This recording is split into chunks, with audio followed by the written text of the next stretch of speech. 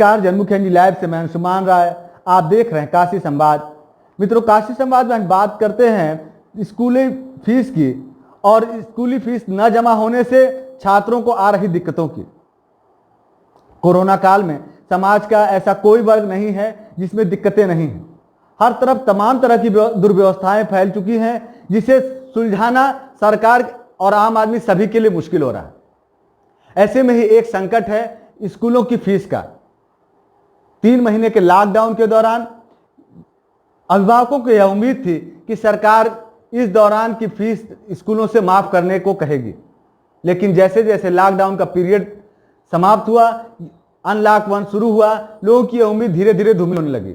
और यह उम्मीद पूरी तरह से तब धूमिल हो गई जब सरकार द्वारा स्कूलों अभिभावकों को निर्देश दिया गया कि वह स्कूलों की फीस जल्द से जल्द जमा करें, और यदि वो जमा नहीं कर सकते तो स्कूलों की फीस वो किस तरह से किस्तों में जमा करेंगे, इसके लिए वो स्कूलों को लिखित आवेदन दें और उनसे ही वो छूट मांगें सरकार से। सरकार द्वारा इस प्रकार से फीस में छूट न मिलने से अभिभावकों में बेहद निराशा हो गई। फीस का प्रकरण हो सकता है लोगों को देखने में बहुत छोटा लगे, लेकिन इस लॉकडाउन पीरियड के शिक्षा के क्षेत्र में सबसे ज्यादा नुकसान पहुंचा है। और यह फीस का प्रकरण अपने आप में एक बेहद गंभीर मुद्दा है, क्योंकि स्कूलों की फीस को लेकर सिर्फ उत्तर प्रदेश नहीं, अन्य प्रदेशों में भी लगातार अभिभावक डिमांड कर रहे थे कि लॉकडाउन की फीस माफ की जाए। इस मुद्दे पर पंजाब हाईकोर्ट द्वारा अभिभावकों को किसी प्रकार की राहत देने से इनकार करने के बाद अभिभावकों ने सुप्रीम कोर्ट में भी गुहार लगाई थी, लेकिन सुप्रीम कोर्ट के द्वारा इस मसले पर यह कहा गया कि यह मामला उसके अधीन नहीं आता। अभिभावक इस मामले को अपने अपने राज्यों में हाई कोर्ट में अपील करें। इस स्थिति में अभिभावक इससे बेहद परेशान है, क्योंकि समस्या सिर्फ मध्य वर्ग की या उच्च वर्ग की नहीं है। इसमें सबसे ज्यादा वह वर्ग प्रभावित होगा जो कि बड़ी मुश्किल से शिक्षा के क्षेत्र में आता है, पढ़ने के लिए आता है, जिसके बच्चे बहुत मुश्किल से फीस जमा करके स्कूलों में नाम लिखाता है, और वह अब लॉकडाउन के दौरान उसका कारोबार या उसका काम पूरी तरह ठप हो गया है। तब वह 3 महीने की फीस जमा करने में अक्षम है और आने वाले दिनों में भी उसके लिए फीस जमा करना मुश्किल है। ऐसी स्थिति में फीस का संकट छात्रों के लिए गंभीर संकट बन गया। कमाते हैं जी जी खाते हैं, हाँ। वो कहाँ से अपना पूरा कर पाएंगे जी। दिन आने के लिए पूरा कर पाए तो तब जाके वो फीस वगैरह दे पाएंगे ना जी। उस स्थिति में बहुत से लोगों ने अपने बच्चों को पढ़ाना ही बंद कर दिया है, और वो सोच रहे कि इस साल ना पढ़ाकर अगले साल से अपना री एडमिशन कराकर उसको पढ़ाएंगे। इस फैसले का हम मध्यम वर्गीय लोगों पर और निम्न वर्ग के लोगों पर बहुत बड़ा असर पड़ेगा। एक तो कोरोना वायरस के चक्कर में हमारी आर्थिक स्थिति और भी खराब हो चुकी है। ऐसे में हम मध्यम वर्गीय लोग इस तरह की चीज़ें नहीं झेल पाएंगे। अगर ऐसा ही चलता रहा तो फिर हमें अपने घर के भाई, छोटे भाई बहनों को या अपने घर के भतीजे को बैठाना पड़ेगा घर पर, क्योंकि हम इतने सारे फीस एक बार में नहीं दे सकते। हमारी चल रही है तो 1 महीने 3 महीने समझ लिए लॉकडाउन की वजह से हम लोग को बिजनेस तो पूरा ठप हो जाता। सिस्टम भाई सही हो उसकी फीस जमा कर सकूँ। जब स्थिति बड़ी खराब भाई हर महीने बच्चे लोगों को पेमेंट देना पड़ता, कहाँ से दे पाएंगे हम लोग। भाई हमारा ये विनती है कि सरकार का विनती ये है कि हमारे जो मारामारी जो चल रही है उसकी वजह से फीस को थोड़ा सा कम कर दें। एडमिशन जो फीस ले रहे हैं उसको फीस न लें, खाली सिर्फ फीस ले रहे हैं। अभी एक खर्चा है एडमिशन के लिए, तो पूरा लंबा होने तो 20-30 हज़ार तो कहाँ से भर पाएंगे। वो ये कर सकते कि विंटर वेकेशंस जो है उसका वो पे ना मांगे हमसे। जैसे कि मार्च तक सभी ने अपना फीस पे किया, अप्रैल सेशन जब शुरू हुआ तो उन्होंने कुछ नहीं किया और उनका करना वहाँ गलत ही था। हम कह रहे कि अप्रैल सेशन अगर वो साल के 12 महीने कमाते हैं हमसे, जिसमें कि हर साल हमारे बच्चे 2 महीने स्कूल नहीं जाते, उसका तो वो प्राप्त करते हैं ना। तो कभी बिजनेस है, कभी इन्वेस्टमेंट, कभी फायदा होता है, कभी नुकसान होता है। तो इस समय अगर इस दौर में सब सफर कर, पूरा स्कूल को भी सफर करना चाहिए, अभिभावक की परेशानी को समझना चाहिए। ये होना चाहिए था कि अप्रैल, मई, जून ये 3 मंथ की फीस उनको नहीं देनी चाहिए, और उसके बाद आप ठीक है आप मंथली फीस लो जुलाई से, प्लस आप जो री एडमिशन की मांग कर रहे हो वो मत लो। लाइब्रेरी चार्ज, फलाना चार्ज, जो भी आप मांगे वो मत मांगो। बच्चे स्कूल कहाँ जा रहे हैं? प्लस तो हम नेट भरवाएंगे, मोबाइल का इश्यू है, फला सब व्यवस्था करके देंगे तो बच्चे आपको वो देंगे। उसमें मेरा स्वार्थ है तो हम करके वो दे रहे हैं। बट आप जो री एडमिशन मांग रहे हो वो मत मांगो। और उसके बाद जो विंटर क्लासेस जो है, मान लो जाड़े का आप ले लो, जनवरी वगैरह हम दे देंगे कि कोई बात नहीं, क्योंकि टीचर्स भी कहाँ जाएंगे, क्योंकि स्कूल में वो लोग यही रखेंगे कि अभिभावक पैसा देंगे तभी हम आपको पैसा देंगे। अब ये चैन बन गई, अगर हम किसी को देते हैं तो किसी का पेट चल रहा है, फिर वो किसी को देगा तो किसी का पेट चल रहेगा। अगर हम सब अपने हाथों को बंद कर लेंगे तो किसी का पेट चल नहीं पाएगा। मेरी बस उनसे इतनी ही विनती है कि जो ये 3 महीना तक स्कूल बंद था, जहाँ सब घर बैठ करके खाया है, तो 3 महीने की स्कूल को छूट किया जाए, प्लस उसमें जो री एडमिशन की मांग है उसको बंद।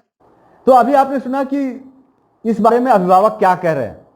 अभिभावकों में भी बेहद नाराजगी है कि सरकार फीस में छूट नहीं दे रही है। स्कूलों की अपनी स्थिति है, खास तौर से जो बड़े बड़े स्कूल हैं वह छूट नहीं देना चाहते, और छोटे स्कूलों की स्थिति यह है कि वो धीरे धीरे इस कोरोना काल के संकट में बंद हो रहे हैं, क्योंकि उनके यहाँ लोअर मध्यम वर्ग और लोअर वर्ग के छात्र और छात्राएं पढ़ते हैं, जिनके अभिभावक उनकी फीस देने में असमर्थ हैं।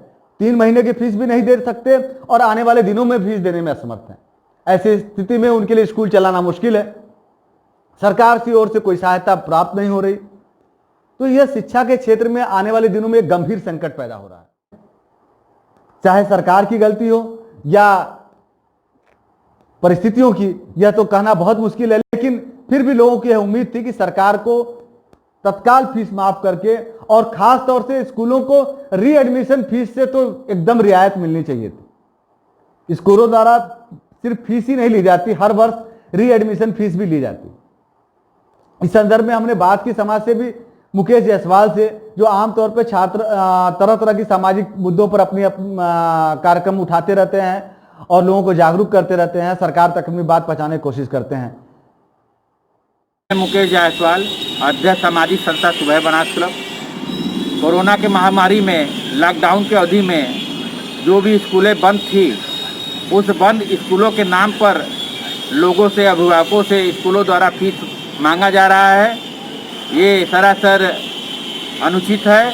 या तो कि लॉकडाउन में बंदी की वजह से अभिभावकों का रोजी रोटी पर असर पड़ा है और उनके दुकान और कमाई का जरिया एकदम बंद हो चुका था। तो हमारा सरकार से यह मांग है कि ऐसे स्कूलों को निर्देश दे कि वे लॉकडाउन अवधि में जो भी स्कूल बंद थी 3 महीने तक उनका फीस माफ करें। तो अभी आपने सुना मुकेश जायसवाल को, और इस बीच हम आपको एक अच्छी खबर बता दें कि पंजाब सरकार ने अभी हाल ही में 3 महीने की स्कूलों की फीस माफ करने का निर्णय किया है, और उन्होंने निर्देशित किया स्कूलों को कि 3 महीने की फीस स्कूल माफ करें। उम्मीद की जानी चाहिए कि पंजाब सरकार की राह पर आने और प्रदेशों की सरकार चले, उत्तर प्रदेश की भी सरकार चले, और छात्रों को कम से कम तत्काल राहत मिले और उनके अभिभावक और री एडमिशन फीस से भी राहत मिले, ताकि उनके अभिभावक किसी तरह से उनको पढ़ाने के बारे में सोच सकें। और व्यवस्था के बाहर कर दिए गए लोग जो एक बार व्यवस्था में शामिल हुए हैं, उन्हें किसी कारण से व्यवस्था से फिर बाहर न हो जाना पड़े, क्योंकि यह नुकसान आने वाले कई वर्षों का नुकसान होगा। अब बढ़ते हैं अगली खबर पर। वाराणसी में आज 50 से ज्यादा कोरोना पॉजिटिव मामले सामने आए हैं। इसके साथ ही कोरोना पॉजिटिव मामलों की संख्या 1436 हो गई है। आज दोपहर 11 बजे आई रिपोर्ट 339 रिपोर्ट में से 50 लोग पॉजिटिव पाए गए, और इनके साथ ही एक्टिव मरीजों की संख्या भी काफी हद तक बढ़ गई है, जो 814 हो गई है, जबकि 588 मरीज ठीक हुए हैं। बनारस में कोरोना पॉजिटिव मरीजों का आंकड़ा लगातार बढ़ता जा रहा है और पिछले एक हफ्ते से यह बहुत तेज गति से बढ़ रहा है। इसके साथ ही हम बात करते हैं आज लॉकडाउन और कोरोना काल के वजह से प्रभावित लोगों की समस्याओं पर एक और रिपोर्ट। आज लॉकडाउन पीरियड से धंधा पूरी तरह चौपट हो जाने के चलते एक सब्जी विक्रेता ने अपनी बेटी के साथ ट्रेन के आगे कूदकर आत्महत्या कर ली। बताया जाता है कि यह सब्जी विक्रेता सारनाथ के रसूलगढ़ क्षेत्र का निवासी है और आज सुबह वह अपनी पुत्री को लेकर निकला और ट्रेन के आगे कूद गया। बताया जाता है कि लॉकडाउन पीरियड में उसका कारोबार पूरी तरह से ठप हो गया था जिसकी वजह से उस आर्थिक संकट से गुजर रहा था और इस वजह से उसका अपनी पत्नी से लगातार विवाद होता रहता था। राकेश जायसवाल नामक इस सब्जी विक्रेता ने आज सुबह फिर पत्नी से विवाद हुआ और उसके बाद वो अपनी 13 वर्षीय पुत्री तमन्ना को लेकर घर से निकला और थोड़ी देर बाद घर पर खबर आई कि राकेश ने ट्रेन के आगे कूदकर आत्महत्या कर ली। कोरोना काल का इफेक्ट डायरेक्ट और इनडायरेक्ट किस तरह लोगों के जीवन को प्रभावित कर रहा है, यह राकेश उसका एक उदाहरण है। इसके साथ ही वाराणसी में आज की खबरें हम समाप्त करते हैं। कल फिर मिलेंगे। नमस्कार। सबसे सटीक और विश्वसनीय खबरें पाने के लिए सब्सक्राइब करें जनमुख NG लाइव को और लगातार अपडेट्स पाने के लिए बेल आइकन को प्रेस करना न भूलें।